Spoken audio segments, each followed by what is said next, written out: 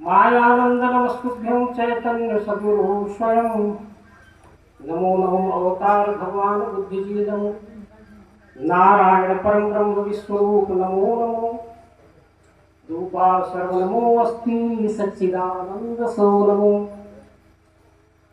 जागरे जीवे अवसर फिर न आएगा, ऐसा अनमोल समय फिर कभी न पाएगा। क्योंकि नरदेह में नारायण नजर आते हैं, ऐसा ही सिद्ध मुनि संत जन बताते हैं। अब तक अवसर खोते रह गए, मोह की निंदिया सोते रह गए। क्या होना क्या हो के रह गए, ऐसा क्यों नादान करो। मैं का सच्चा मरम न जाना, काम किया पर कर्म न जाना। धिक धिक अपना धर्म न जाना, फिर भी क्यों अभिमान करो। इसलिए सच श्रद्धा और प्रेम मन में आओ सतगुरु जी के शरण में। नाथ निवारण कर है क्षण में, केसर निज कल्याण करो। श्री गुरु के पदों को है मेरा दंडोत प्रेम से, यही प्रेम रहे स्थायी कृपा दृष्टि वही मिले। तत्वदर्शी सदगुरु भगवान को सादर नमन करते हुए प्रणाम करते हुए मंचस्थ परम पूज्य नारायण स्वरूप जगत गुरु श्री स्वामी जी, सत्संग संचालक परम पूज्य नारायण स्वरूप श्री स्वामी जी को भी सादर स्मरण करते हैं, नमन करते हैं, प्रणाम करते हैं। आप सब उपस्थित हमारे ज्येष्ठ श्रेष्ठ आदरणीय जन, जिसमें सम्माननीय श्री स्नेहानंद जी, हमारे छत्री जी, राजेंद्र छत्री जी, और विभिन्न स्थानों से पधारे हुए हमारे विद्वज्जन आचार्यगण, सभी मातृशक्ति, आप सबों के श्री चरणों में सादर नमन करते हुए प्रणाम करते हुए इस सत्संग की कड़ी को आगे बढ़ाते हैं, सम्मेलन की कड़ी को आगे बढ़ाते हैं। सज्जनों, यह महत्वपूर्ण आयोजन राष्ट्रीय मानस अध्यात्म सम्मेलन के रूप में आयोजित है। अध्यात्म नाम जो दिया गया है, बार बार इस बात को, जहां भी अध्यात्म की बात आती है तो लोग दूसरा ही कुछ समझते हैं कि अध्यात्म कुछ दूसरा ही बात है। लेकिन जैसे कि विषय दिया गया है ज्ञान कर्म और भक्ति, मेरे से पूर्व हमारी बहन जी ने बहुत सुंदर व्याख्या इसकी कर चुकी हैं। परंतु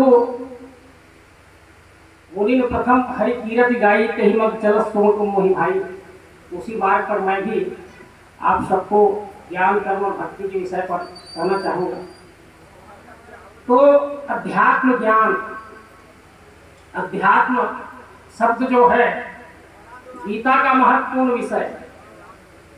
अध्यात्म ज्ञान नित्यत्वम तत्व ज्ञानार्थ दर्शनम एतद् ज्ञान विधि प्रोक्तम अज्ञान अत्तुन्यथा। कितनी बड़ी बात भगवान श्री कृष्ण जी ने कह दी।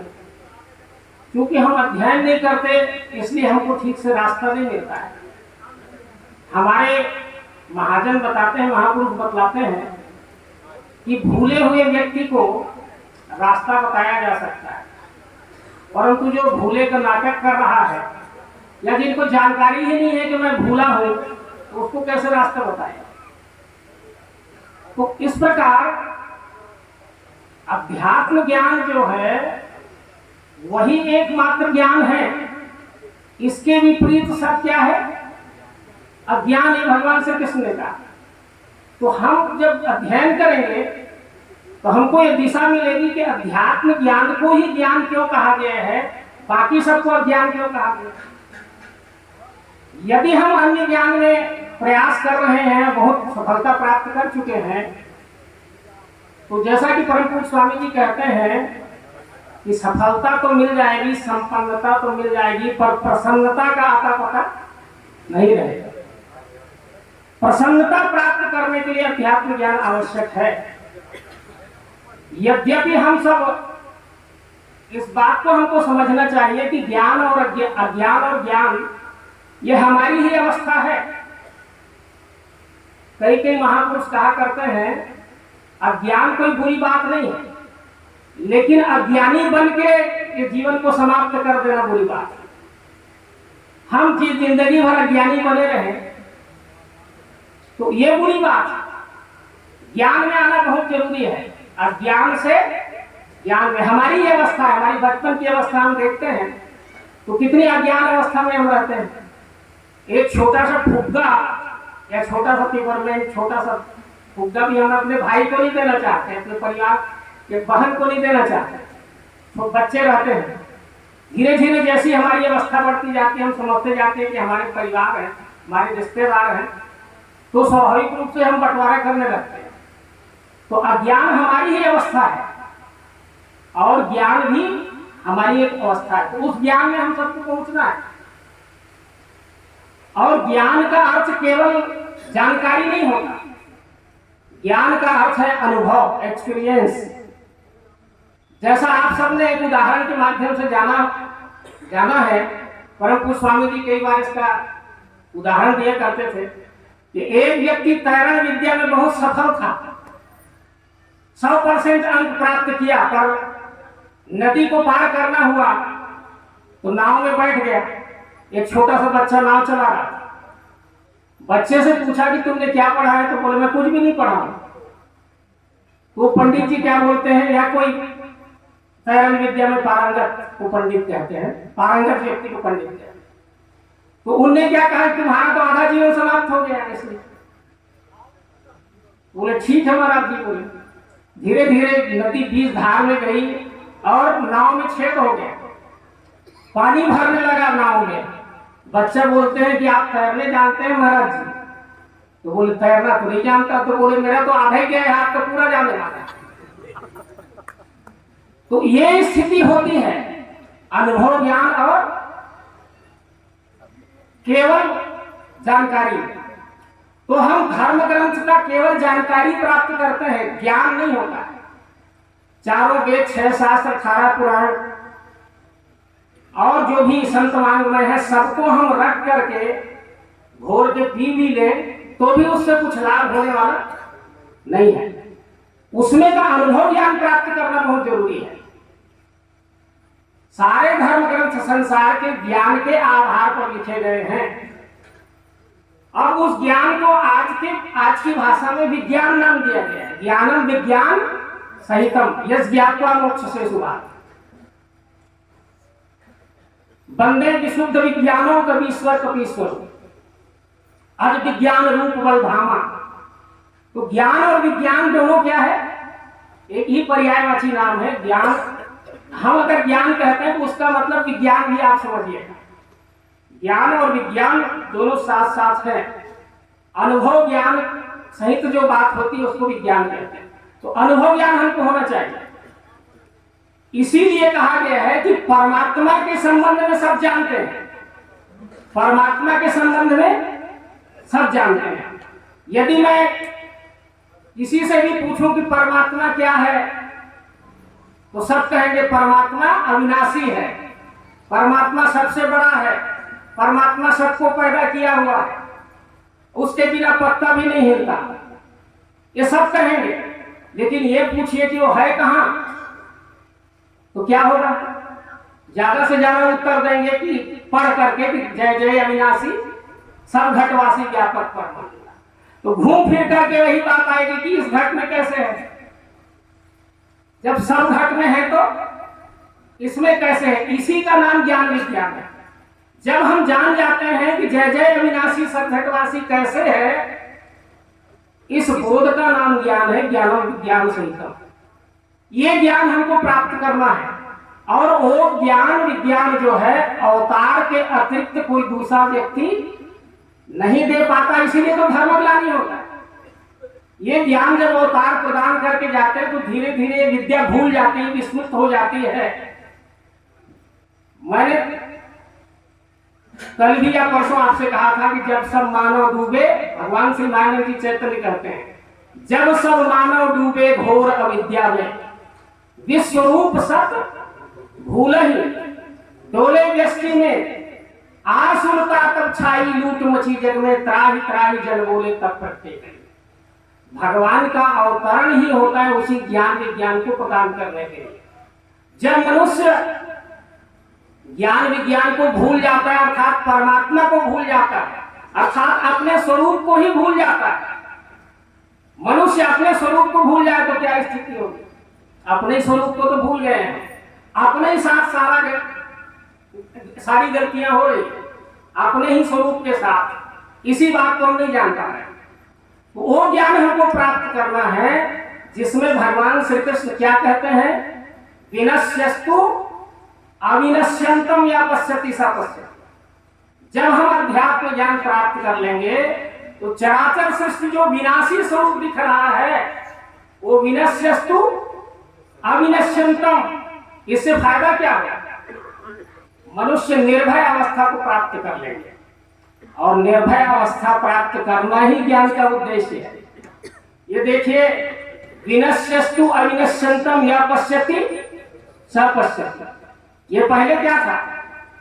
गन्ना था, गन्ना से क्या बना? रस, रस से गुड़ बन गया, गुड़ से शक्कर बन गया, शक्कर से क्या है? जैसे ही आपने बतासा कहा मैंने ऐसा कर दिया, क्या हो गया? नाम रूप दुई ईश उपाधि, सुनि गुण भेद सुसामुझि साधी। यह है विनश्यस्तु अविनश्यंतम। परमात्मा अविनाशी है, तो ये अविनाशी है कि नहीं? और ये संसार की किसी भी शक्ति में, तो किसी भी में ये ताकत नहीं है कि एक तिनका को भी समाप्त कर दे। तो ये सब अविनाशी है, तो यही तो परमात्मा है। परमात्मा अविनाशी है, परमात्मा सबसे बड़ा है, तो विश्व से क्या बड़ा है? विश्व से कुछ बड़ा नहीं है, सब विश्व के अंतर्गत है। सब विश्व पेट में उसे वस्त्र पहना है, कितना लंबा चौड़ा भी काम आगे। सब हम उसी के अंतर्गत हैं, उसी में सब पैदा हुए हैं, उसी में सब जीवित हैं, और उसी में सबका विलय हो जाएगा। यतो अईमानि भूतानि जायन्ते, जहां से चराचर सृष्टि की उत्पत्ति होती है, होती आई है, होती रहेगी। एन जातानि जीवन्ति, जहां सब जीवित हैं सब, और यत्र विसंति तद्ब्रह्मेति तद्विजिज्ञासा, जहां सबका विलय होते आया है, विलय हो रहा है और विलय होता रहेगा, वो है परमात्मा, और यही विश्व। हम सब कहां पैदा हो रहे हैं? विचार ही तो नहीं करते। सब इसी में पैदा होते हैं, इसी में सब जीवित रहते हैं, इसी में सबका विलय हो जाता है। जो समुद्र में लहर अनेकों उठते और विलय पाते, क्यों ही विश्वरूप प्रभु में सब जीव सदा आते जाते। विश्वरूपी समुद्र में हम एक लहर के समान हैं, इसी में हमारी उत्पत्ति हुई है, इसी में हम लहरा रहे हैं, इसी में हमारा विलय हो जाएगा। पर हम अविनाशी हैं, इस बात को नहीं जानते हैं। कहते जरूर हैं ईश्वर अंश जीव अविनाशी, चेतन अमल सत सुतरासी। कौन नहीं जानता इसको? लेकिन क्या हम अविनाशी हैं ऐसा हमको बोध है? बोध नहीं है, पढ़ लिए हैं जरूर, या तो सुन लिए हैं या पढ़ लिए हैं। यहाँ बोध प्रदान किया जाता है, अनुभव प्रदान किया जाता है किस प्रकार चराचर सृष्टि का एक तिनका भी विनाशी नहीं है, सब अविनाशी है। विनश्यस्तु अविनश्यंतम, और यथाभूत पृथक भाव एकस्थम अनुपस्थिति तत्एव च विस्तारम ब्रह्म संपद्यते सदा। ये पृथकताओं में एकता देखना ज्ञान है, पृथकताओं में अलग, भिन्नताओं में एकता देखना, एकत्व देखना, इसी का नाम तो ज्ञान है। हम सब भिन्न भिन्न देख रहे हैं, अलग अलग देख रहे हैं, पृथक देख रहे हैं, इसीलिए तो द्वैत की उत्पत्ति हो गई है, और द्वैत को ही पाप कहा गया है। भगवान श्री राम जी चैतन्य क्या करते हैं? द्वैत से पाप की उत्पत्ति होती है। जब हम दूसरा देखते हैं तभी हम दुर्व्यवहार करते हैं, अपनों से हम दुर्व्यवहार नहीं करते। ये अपना तो दिख जाए, हमारा ही स्वरूप दिख जाए, पृथकताओं में एकता का अनुभव हो जाए, अलग अलग जो दिख रहा है वो एक ही दिखने लगे, तब हम काहे दुर्व्यवहार करेंगे दूसरे से? सबसे स्वाभाविक रूप से सब व्यवहार कारण हो जाएगा। तो भिन्नताओं में एकता देखना, पृथकताओं में एकता देखना, ये इसी का नाम ज्ञान है। वास्तव वो ज्ञान हमको प्राप्त करना है वो इसके सिवाय कहां मिल सकता है? 10 बार हम संपूर्ण विश्व को अखंड देखते हैं। अपने सहित आदि मध्य अंत रहित शब्द स्पर्श रूप रस गंध सतरस्तम क्षर अक्षर और पुरुषोत्तम भाव से हम सब अखंड ही है, एकत्व ही है, एक ही विश्व रूप के सब भिन्न अंग है, सब स्वरूप उसी के।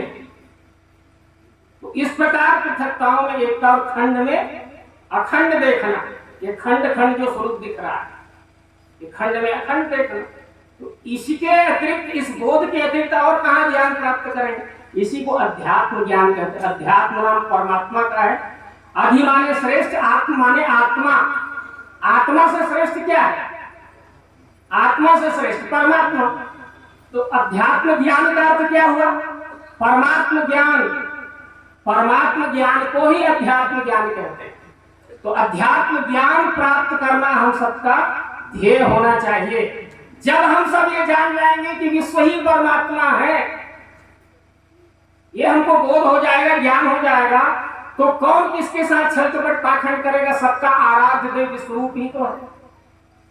जब हम इसको नहीं जानते, नाम पृथक पृथक जरूर लेते हैं कि कोई खुदा कहते हैं, कोई गॉड कहते हैं, कोई परमात्मा कहते हैं, कोई वाहेगुरु कहते हैं, अलग अलग नाम दिया गया, पर नाम की वस्तु क्या है इसके बारे में बोध नहीं है।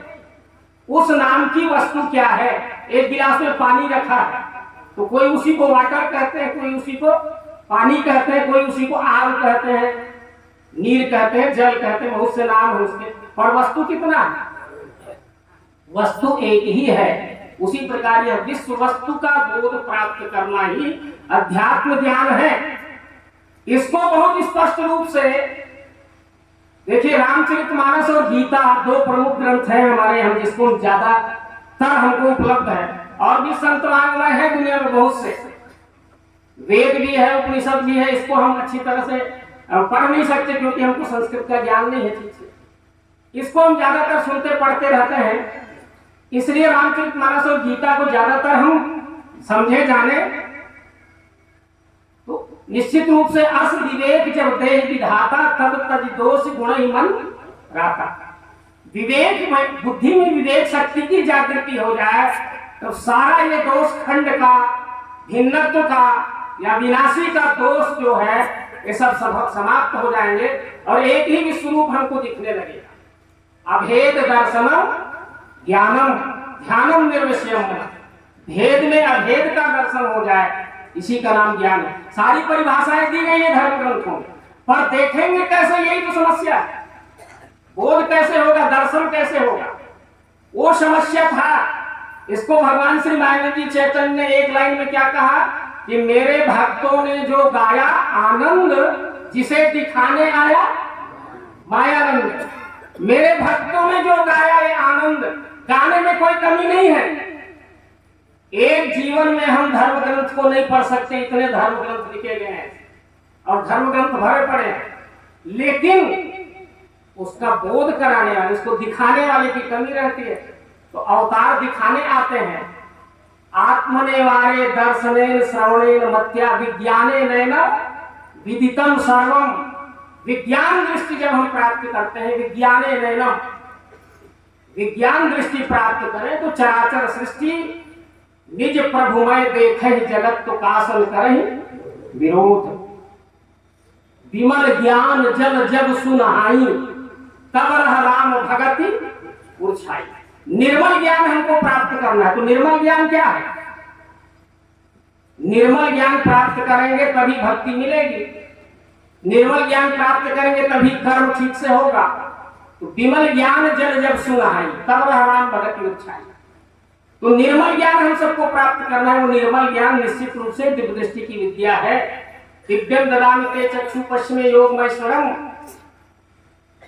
जब दिव्य दृष्टि का बोध दिया, देखिए इस चीज को समझना बहुत जरूरी है।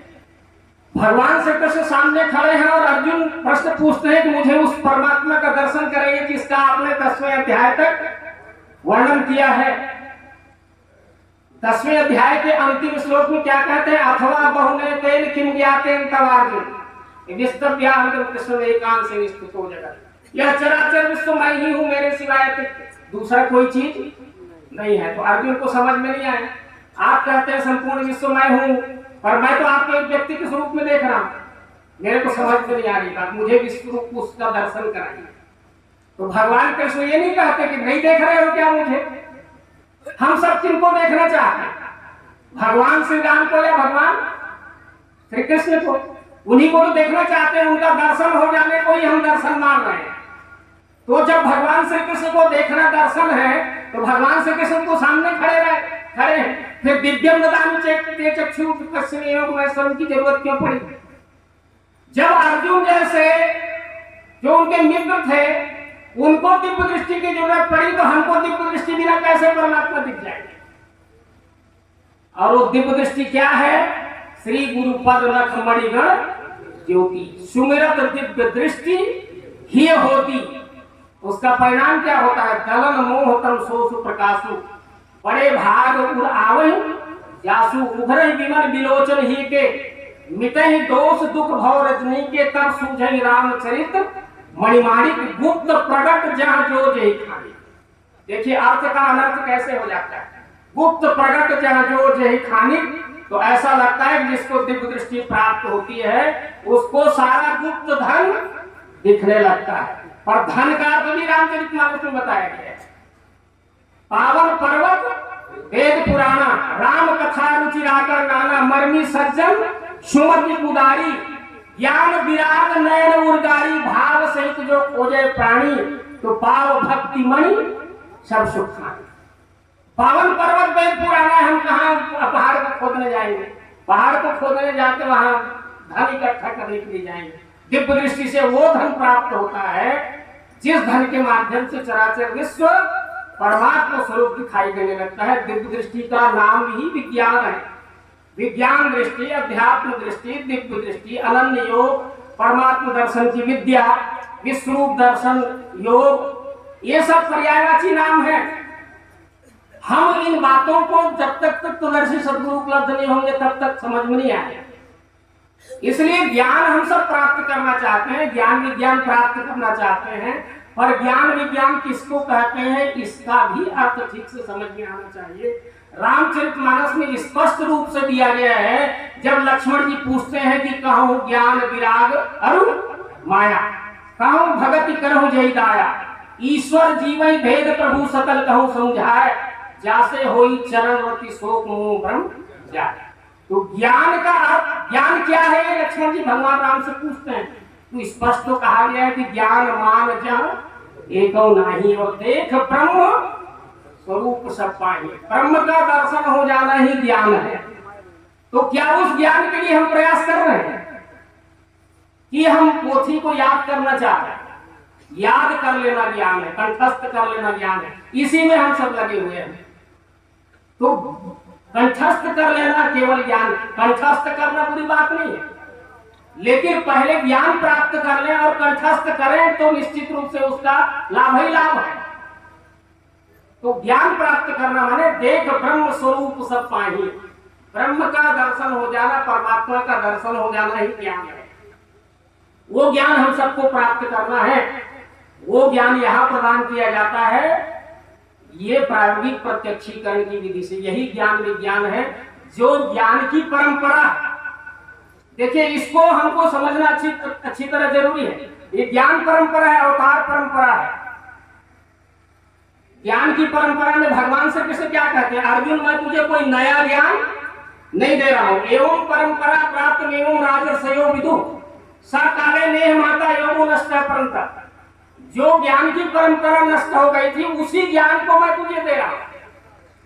और वही ज्ञान रामचरितमानस में है। संभुकिन्ने चरित सुहावा बहुरी कृपा कर उमई सुनावा सोईसी काग सुंदरी दीना राम भगत अधिकारी दीना ऐसा याद केवल कौन पाओ। और उस दिन भी मैंने कहा था कि भगवान शंकर को फिर कहां मिला, कहां से मिला? दिन गुरु होए ना ज्ञान, ज्ञान के होए विराग गुण गावे वेद पुराण सुख की नहीं अनुभव। और गुरु बिन भवनित तरायन कोई जो बिरंची शंकर सन हो।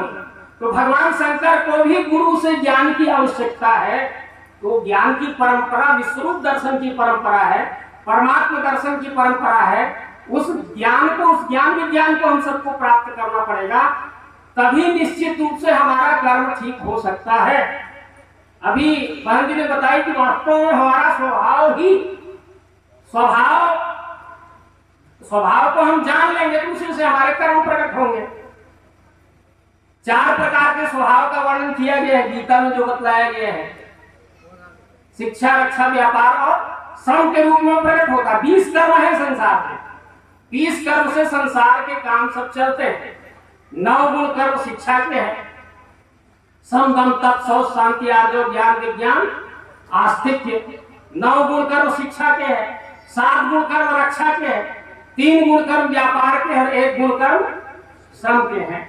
ये 20 गुण कर्म से विश्व रूप की सेवा होती है। यही तो हमारे कर्म है। तो जब हम ज्ञान प्राप्त करेंगे तब अपने स्वभाव को पहचान कर उसके अनुसार कर्म करेंगे। अन्यथा भय वर्ण संकर कलि बिंद से कुशल लोग। ये क्यों कह दिया फिर रामचरितमानस में? वर्ण संकरता को प्राप्त क्यों होता है व्यक्ति? वो जाति संकरता नहीं है, बुरा नहीं मानेंगे इसको। वर्ण संकरता का अर्थ है कि मनुष्य अपने स्वभाव के अनुसार जब कर्म नहीं करता है तो अपना कर्म भी बिगाड़ता है और दूसरे का कर्म कर नहीं पाता। दूसरे के अनुसार, जैसे कभी कभी मैं बात कहा करता हूं, एक व्यक्ति जो है घूस दे करके किसी भी प्रकार से सेना में भर्ती हो गया और फटाका फूटने पर बेहोश होता है, तो बताइए वो सेना में काम कर लेगा, आर्मी का काम कर लेगा? जहां गोले चलते हो तो फटाका फूटने पर बेहोश हो रहा है और सेना में भर्ती हो जाएगा, तो बताइए सेना का काम कर सकेगा? वो तो उसके लिए है कि जो कुछ भी चलता रहे, आगे बढ़ता रहे। एक आदमी थोड़ा सा खून देखता है तो बेहोश हो जाता है, कुछ बात सुन लेता है। एक बात हुई थी ऐसा कि चुनाव प्रचार में ऐसा सुन लिया कि मेरे भाई चुनाव में हार गया, तब भी बेहोश। बता, कोई बात सुनने में जो बेहोश होता है वो सेना में भर्ती हो पाएगा क्या? तो मनुष्य का स्वभाव होता है, उस स्वभाव के अनुसार कर्म होता है। हम किसी दूसरे के कर्म को देख करके वैसा ही कर्म करें ऐसा नहीं होता है। ज्ञान के अनुसार कर्म होता है। एवं ज्ञात्वा कृतं कर्म पूर्वे रथ मोक्ष भी गुरु कर्मे तस्मात्म पूर्व पूर्व कर्म। पहले जाने फिर उसके बाद कर्म करें। तो जानना पहले जरूरी है। विश्वरूप का बोध जब हो जाएगा तो हमको क्या करना है क्या नहीं करना स्वयं प्रकाशित हो जाएगा। जैसे कि इसका एक उदाहरण है, बहुत सुंदर उदाहरण। एक व्यक्ति जो है, हमारे घर कभी कभी गांव से कोई आदमी बैठने के लिए आ जाते हैं। आधी रात तक कोई चर्चा निकली, आधी रात तक बैठा है, अब वो घर जाना चाह रहा है। तो हम क्या कहते हैं उनको? देख के जाना, कांटे में मत जाना, कीचड़ में मत जाना, गंदगी में मत जाना, गड्ढे में मत जाना, देख के जाना। तो क्या देख के जाना? अंधेरी रात है तो क्या करे? गड्ढे में जा सकता है कि नहीं जा सकता? कीचड़ में जा सकता है, गंदगी में जा सकता है। कुछ भी आप बोलिए कि आधा घंटे तक उनको बोलना देख के जाना, देख के जाना, तो क्या देख के जाएंगे? पर उनको कुछ भी मत बताइए, टार्च दे दीजिए तो कहना पड़ेगा क्या? गड्ढे को देख के जाना, फिर कीचड़ को देख के जाना, गंदगी को देख के जाना। टार्च मिल गया माने खुद भी बचते हुए वो सुरक्षित घर पहुंच जाएगा। तो ज्ञान ही टार्च है, ज्ञान ही प्रकाश है।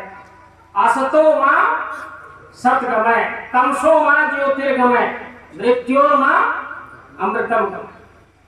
तमसो मां ज्योतिर्गमय, हम अंधकार में जी रहे हैं, हम अज्ञानता में जी रहे हैं और कर्म का उपदेश दिया जा रहा है। ऐसा मत करना, वैसा मत करना, झूठ मत बोलना, बेईमानी मत करना, सब कुछ कह रहे हैं पर द्वैत देख रहे हैं। द्वैत देखने से ही दुर्व्यवहार होता है, दूसरा देखने से। एकत्व देखने से सद्व्यवहार होता है। तो एकत्व का ज्ञान प्राप्त करना पड़ेगा। एकत्व का जब हम ज्ञान प्राप्त कर लेंगे तो हमारा कर्म ठीक होने लगेगा। इसीलिए कहा गया एवं ज्ञात्वा कृतं कर्म। हमको प्रकाश मिल गया, ज्ञान प्रकाश मिल गया तो कर्म का उपदेश देने की आवश्यकता नहीं पड़ेगी। कर्म आप ही आप होने लगेगा, जो आपका स्वभाव उसके अनुसार कर्म होने लगेगा। और ज्ञान और कर्म की संयुक्त अवस्था का नाम ही तो भक्ति है। 3 ही बात तो है, ये अलग अलग नहीं है। ज्ञान अलग है, कर्म अलग है, भक्ति अलग है।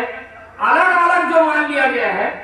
गीता के संबंध में ज्यादातर लोग बोलते हैं गीता ज्ञान प्रधान है, गीता कर्म प्रधान है और गीता भक्ति प्रधान है। अब गीता के ही बारे में देख लीजिए, जब तक ज्ञान प्राप्त नहीं हुआ, अध्यात्म ज्ञान प्राप्त नहीं हुआ अर्जुन को, तब तक कर्म कर सके क्या?